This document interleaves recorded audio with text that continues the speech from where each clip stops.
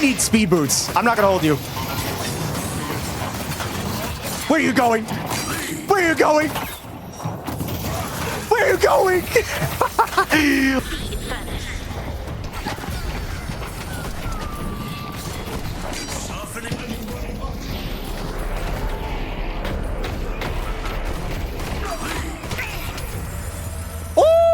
So it's obvious you don't want to suck at Deadlock and want to get better at the game. Well, I'm going to give some of my best tips and tricks that you can end up using in your matches. First off, souls are one of the most important components in this game. Majority of the team points or souls are grouped together as a total at the top of the screen. This is the biggest make or break factor with your team either winning or losing the game, as it's an indicator telling you how weak or strong your team is. Why? Well, souls allow you to buy items for your character, which allows you and your teammates to get stronger, to push the enemy more, and to get one step closer to destroying the patron, this ball thing here. If you're in a match and notice you're getting railed against the wall, take a look at the amount of souls that you have against your enemy, and also take a look at the amount of souls the enemy team has.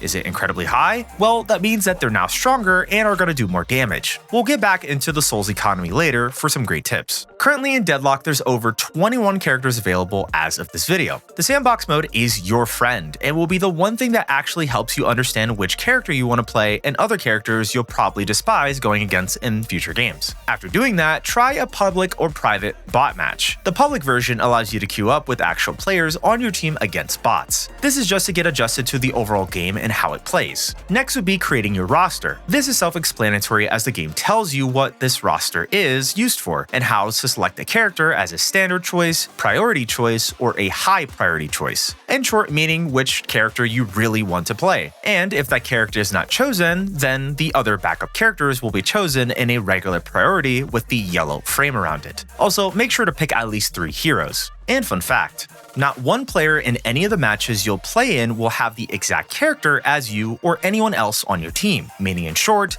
no going up against the same hero as you. Okay, let's get into builds. Recently, an update has allowed anyone to search for builds made within the community. These builds are very useful for players that are new to the game or want to try a character build to test things out. Please make sure to use these as they're a valuable source for people who are new and want to understand what to buy and why these items work for a character in early, mid, or late game, and also which abilities to upgrade and in which order. Good Ol Laining. When you start on your lane at the top of your screen, you'll see which lane you're on as you're highlighted on your team's side and also shown which enemies you'll be facing on the other side of your lane. Tons of cover are built into each lane, giving you the opportunity to get behind it if you're getting shot at. This is the cycle of how the laning phase will go. Let your minions push up to the enemy minions, try to pop shots at these minions when they're very low, and then grab their souls that appear. I also suggest trying to apply pressure to an enemy by shooting at them, so they'll go back into cover to stop taking damage, and then you can go and steal any souls you can by either denying yellow souls, which are the enemy souls, or claiming the blue souls, so you don't have to worry about the enemy stealing them from you. But don't just shoot at the enemy all the time, as you'll need to conserve bullets so you can get souls, as only shooting at the enemy will only do so much in the beginning, or unless you're able to eliminate them if they're very low.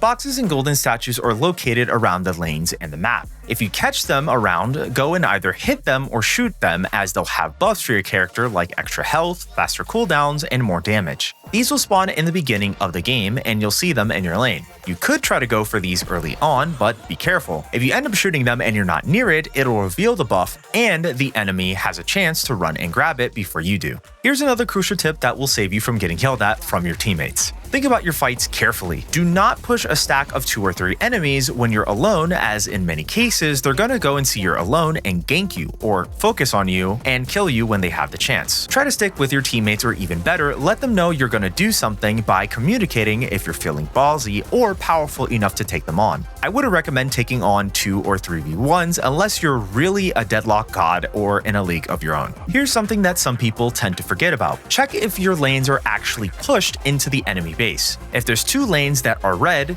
that means that the enemy and minions have pushed heavily on your side of the map and possibly into your base, making it easier and a breeze for the enemy team to put pressure on your guardians and get into your base quicker. So if you get the chance to do so, help out a teammate or push the lanes that are lacking in minion control. The more you do this, the easier it'll be to do the same thing against the enemy team. Not only do you have a shop on your side of the map and on each lane, but there's also shops located in between the center lanes. These, I would call them, are neutral shops. Your team and the enemy team can use these shops, so accidentally bumping into an enemy trying to get some items here may lead to some hands getting thrown just to buy something. There's also these hidden zones, or dead zones as I like to call them, and reason being is because you're able to hide in these areas as they allow you to maneuver around the map, including these subways, which also have more boxes and statues for you to go and break for more buffs. Let's get back into souls again, as this is the biggest factor in winning or losing the game. Souls are obtained almost everywhere in the game, from getting kills off of minions you see in your lane, to killing other players, destroying tower guardians, walkers, and farms you'll see all over the map.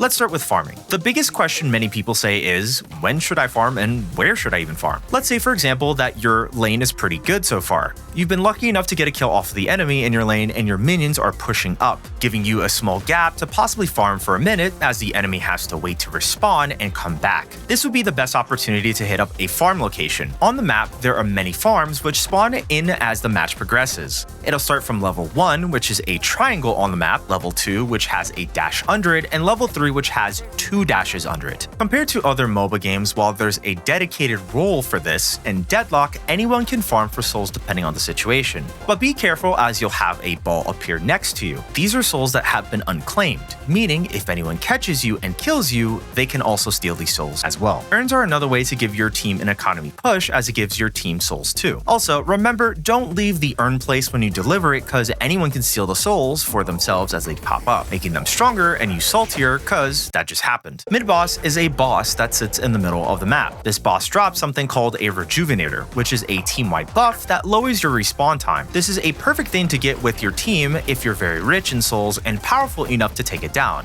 When you're shooting at it, there's 2 bars. The bar at the left is a DPS, or damage check, meaning if you're doing enough damage, then you'll actually start lowering the boss's health. Once you kill the boss, the Rejuvenator will drop from the sky down to the ground in a crystal form, taking a couple of seconds. Be prepared, as the enemy team could also steal this buff for their team if you're not aware. Once it's down on the ground, make sure to do a heavy melee attack by holding Q down. You'll hear a crack and you'll see a yellow angel logo under all of your teammates' pictures. As the game progresses, it's beneficial to obtain this item in the late game, as your respawn timer will get longer and longer. So if you get this, then you'll be able to take more fights or push harder into their base. Remember that with this game, it takes time and requires a good amount of teamwork. Communication can be key, and if you're ever feeling like communicating with your team but don't want to talk, press and hold the middle mouse button to open up the comms menu, or middle click your scroll wheel to ping if you see something or an enemy. Hopefully some of these tips and tricks helped, and if there's any that I missed, feel free to leave them down below. Otherwise,